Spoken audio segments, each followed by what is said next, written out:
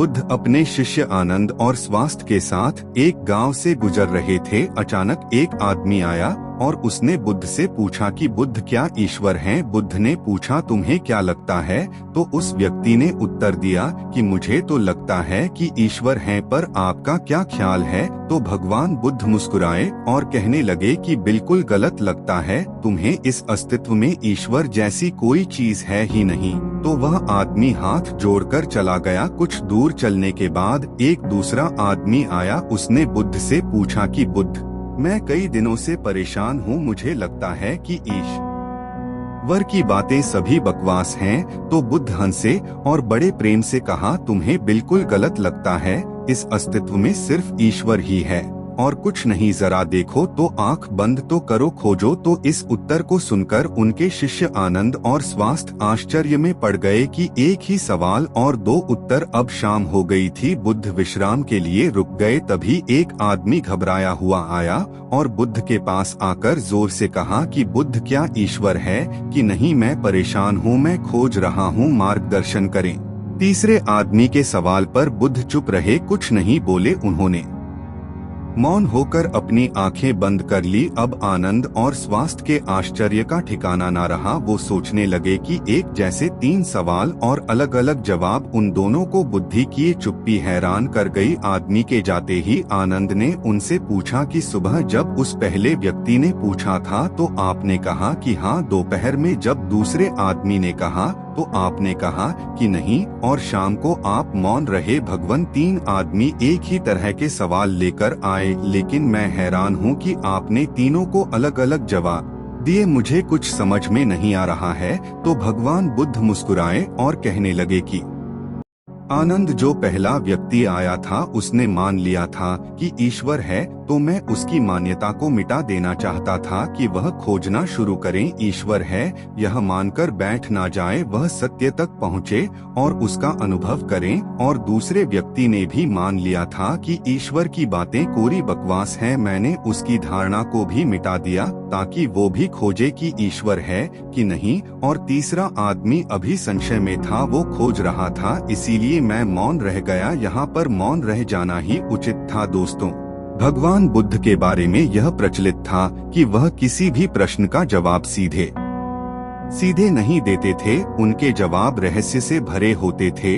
तो थोड़ी देर सुनने के बाद उनके शिष्य स्वास्थ्य ने कहा कि मुझे ईश्वर के बारे में आपसे सुनना है। कृपया कर आप मुझे बताएं कि ईश्वर है कि नहीं, आप ईश्वर को मानते हैं कि नहीं? और इसके साथ ही मैं आपसे अनुरोध करता हूं कि आप मेरे इस प्रश्न का सीधा सीधा उत्तर दें। तो भगवान बुद्ध मुस्कुराए और कहा कि ठीक है, मैं उत्तर देता हूं, पर उससे पहले मैं तुमसे कुछ पूछना चाहता हूं। पहले इन प्रश्नों का जवाब तुम मुझे दो। स्वास्थ्य ने कहा कि बिल्कुल बुद्ध, आप पूछिए। तब बुद्ध ने पूछा कि तुम सूर्य को मानते हो? तब स्वास्थ्य ने बुद्ध की तरफ आश्चर्य से देखा और कहा कि बुद्ध, ये किस प्रकार का प्रश्न है? यह तो कोई बालक भी बता देगा। सूर्य तो साक्षात प्रकट होता है, सबको प्रकाश और ऊर्जा देता है। हम सभी का जीवन उसी पर आधारित होता है, वह तो साक्षात है। तो भगवान बुद्ध ने कहा, जिस प्रकार सूर्य साक्षात है तो उसे मानने का कोई प्रश्न ही नहीं उठता। फिर ईश्वर है कि नहीं, यह प्रश्न क्यों उठा? इसका तो यही अर्थ है कि तुम्हारे मन में ईश्वर को लेकर संदेह है, क्योंकि ईश्वर सूर्य की भांति प्रत्यक्ष नहीं है और तुम भी ईश्वर को बुद्धि से ढूंढने निकले हो। बुद्धि केवल उन्हीं बातों को मान पाती है जो उसे प्रत्यक्ष रूप से दिखाई पड़ता है, और ईश्वर कभी भी प्रत्यक्ष रूप से तुमको दिखाई नहीं पड़ेगा। और अगर दिख भी गया तो वह ईश्वर नहीं होगा। ईश्वर को मानते हैं कि नहीं मानते, असल में यह प्रश्न ही गलत है। और गलत प्रश्न का सही उत्तर भला कैसे दिया जा सकता है? और यदि किसी प्रकार दिया भी जा सकता है तो वह उत्तर भी इस प्रश्न की भांति गलत ही होगा। स्वास्थ्य द्विधा में पड़ गया। उसने कहा, बुद्ध, मुझे कुछ समझ नहीं आ रहा। तब भगवान बुद्ध ने कहा कि ईश्वर को माना नहीं जा सकता, बल्कि ईश्वर को जाना जा सकता है। अगर तुम्हारा प्रश्न यह होता कि मैं ईश्वर को जानना चाहता हूँ, तब मैं तुम्हारी मदद कर सकता था। इस संसार में कुछ भी मानने वाले लोग जानने से चूक जाते हैं। उनका विकास रुक जाता है। जिनका स्वयं का कोई बोध नहीं होता वह सत्य क्या है कभी नहीं जान केवल वही पाता है जो निरंतर खोज रहा है। जानने की यात्रा थोड़ी मुश्किल है, लेकिन मानना बहुत आसान है। मानने में ना कोई खर्च है ना कोई परिश्रम। किसी ने कह दिया, किसी ने आपको समझा दिया, बुद्धि संतुष्ट हो गई और आपने मान लिया। लेकिन मानकर रुक जाने वाले लोग इस संसार के सबसे अभागे प्राणी हैं। बोध के बिना ज्ञान व्यर्थ होता है। तो अगले दिन सुबह वही जिज्ञासु जिसके प्रसन्न पर बुद्ध शांत मौन हो गए थे फिर से आए और उसने बुद्ध से प्रश्न किया कि हे बुद्ध, आप शाम को मौन हो गए थे। मेरे जीवन का एक ही लक्ष्य रहा है कि ईश्वर को खोज लूं। वह कहाँ है, कैसा है, उनसे ब्रह्मा ज्ञान की प्राप्ति कर लूं। और मैंने सुना है कि आपको ब्रह्मा ज्ञान उपलब्ध हुआ है, तो आप अवश्य ही ईश्वर से मिले होंगे। तो क्या आप ईश्वर की खोज में मेरी सहायता नहीं करेंगे? तो बुद्ध ने कहा, जिसे तुम खोज रहे हो उसे तुमने कहाँ खोजा? तो वह जिज्ञासु बोला, बुद्ध, मैंने सभी तीर्थ, सभी मंदिर और पूरी दुनिया का भ्रमण किया। यज्ञ, हवन, बड़े बड़े अनुष्ठान सब पूरे किए। मैंने वह सभी कार्य किए जो मुझे ईश्वर प्राप्ति के लिए कहे गए थे, लेकिन फिर भी मुझे आज तक ईश्वर नहीं मिले। तब मुझे किसी ने बताया कि आपको परम ज्ञान उपलब्ध हुआ है, इसका मतलब आपने ईश्वर को जरूर देखा होगा। तो क्या आप मेरी सहायता करेंगे? बुद्ध ने कहा, मेरा एक सफेद मोती खो गया है, मैं उसी को खोज रहा हूँ। क्या तुम मेरी सहायता कर सकते हो? वह जिज्ञासु बोला, हाँ, मैं बिल्कुल कर सकता हूँ। मैं अभी आपका मोती खोज कर दे देता हूँ। वह मोती ढूंढने लगा। धीरे धीरे समय बीतता जा रहा था। काफी समय ढूंढने के बाद भी मोती नहीं मिला। तो वह बुद्ध के पास गया और बोला, मैंने बहुत ढूंढा लेकिन वह मोती मुझे नहीं मिला। यह सुनकर बुद्ध ने कहा कि वह मोती अगर तुम मुझे ढूंढ कर दे दोगे तभी मैं तुम्हारी कोई करूँगा। क्या तुम्हें तुम्हारे सवालों का जवाब नहीं चाहिए? तो वह जिज्ञासु फिर से मोती ढूंढने लगा, लेकिन काफी समय बीत जाने के बाद वह बुद्ध के पास आकर बोला कि आप ठीक से याद करके बताइए कि मोती कहाँ खोया था? तो भगवान बुद्ध ने मुस्कुराते हुए कहा, वह मोती तो मेरी कुटिया में खोया था। तो वह आदमी बहुत झुंझला गया और कहने लगा कि आप मुझे मूर्ख बना रहे हैं। आप केवल ज्ञानी होने का ढोंग करते हैं। आपको इतना नहीं पता कि जो चीज कुटिया में खोई है वह बाहर कैसे मिल सकती है। वो कुटिया में ही मिलेगी, आपको उसे वही खोजना चाहिए था। तो बुद्ध मुस्कुराते हुए बोले, मैं भी तो तुम्हें यही समझाना चाहता हूँ। जो चीज तुम्हारे भीतर खो गई है वह चीज तुम्हें बाहर कैसे मिलेगी? तुम कई वर्षों तक बाहर खोजबीन करते रहे, लेकिन एक पल के लिए भी तुमने अपने भीतर खोजा। अपने अंदर खोजो, तब तुम्हें ज्ञान मिलेगा। यह सुनकर जिज्ञासु बोला, है बुद्ध, आपकी बात तो मैं समझ गया, लेकिन अभी भी मैं यह नहीं समझ पा रहा हूँ कि मैं अपने अंदर क्या खोजूं। बुद्ध बोले, तुम अपने ईश्वर को खोजना चाहते हो ना, पर क्या तुमने कभी अपने आप को खोजा है? जिज्ञासु बोला, बुद्ध, मैं अपने आप को जानता हूँ। मैं अपना नाम, पद, काम, परिवार, जब से मैंने जन्म लिया है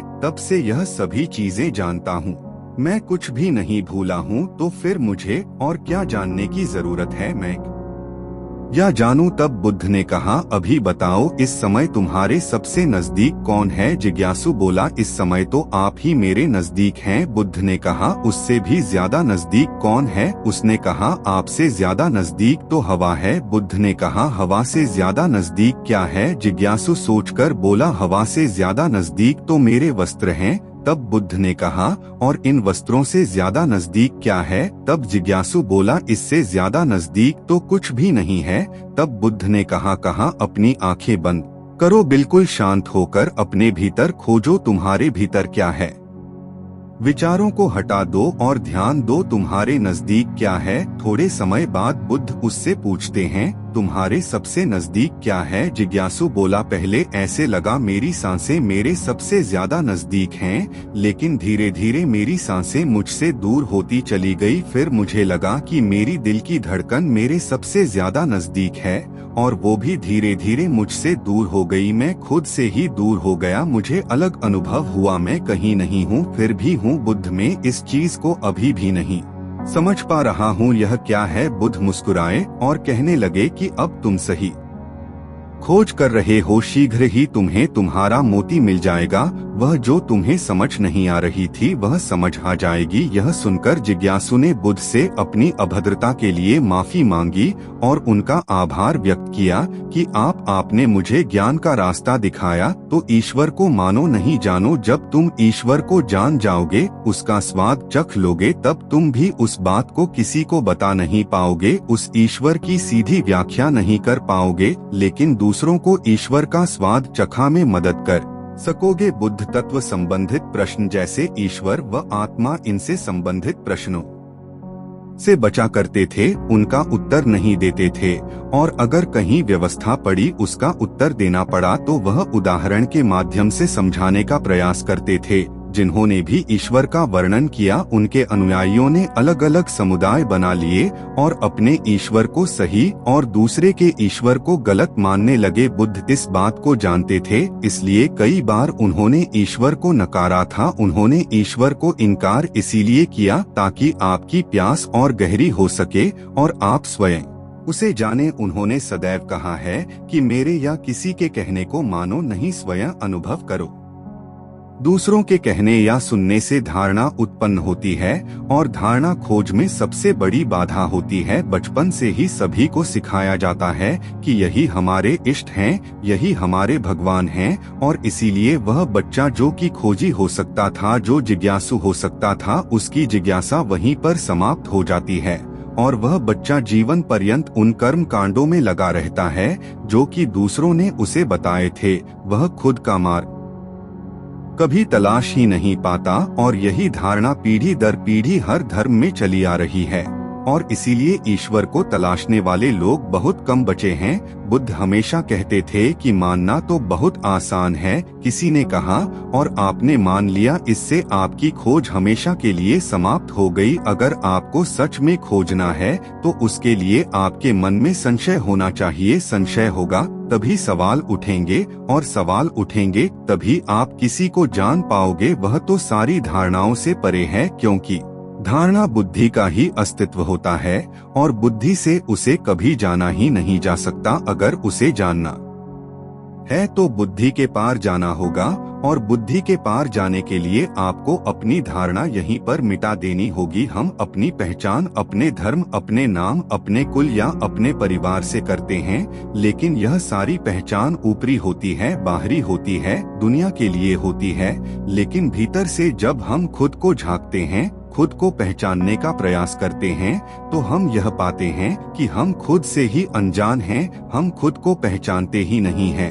मैं कौन हूँ, यही सवाल अपने आप से बार बार पूछने पर आप अपने भीतर उतरते हैं। रमन महर्षि, जो कि एक बहुत बड़े दार्शनिक हुए हैं, बहुत बड़े संत हुए हैं, वह यही ध्यान अपने से करवाते थे। अपने आप से सवाल करो, अपने मन में यह सवाल उठाओ कि मैं कौन हूँ, मैं कौन हूँ। और बार बार जब हम यह सवाल अपने आप से पूछते हैं तो हम अपने भीतर उतरते चले जाते हैं, जहाँ पर हमें अपने वास्तविक स्वरूप के दर्शन होते हैं और वहीं पर हमें परमात्मा या फिर भगवान के दर्शन प्राप्त होते हैं। ईश्वर वहीं पर बसता है। तो दोस्तों, कैसी लगी यह व्याख्या आपको कमेंट सेक्शन में जरूर बताना। कोई प्रश्न हो तो भी कमेंट्स में जरूर पूछना। तो मिलते हैं अगली वीडियो में। अगर चैनल पर पहली बार हैं तो चैनल को सब्सक्राइब करें, नोटिफिकेशन बेल को प्रेस करें और अपना ख्याल रखें।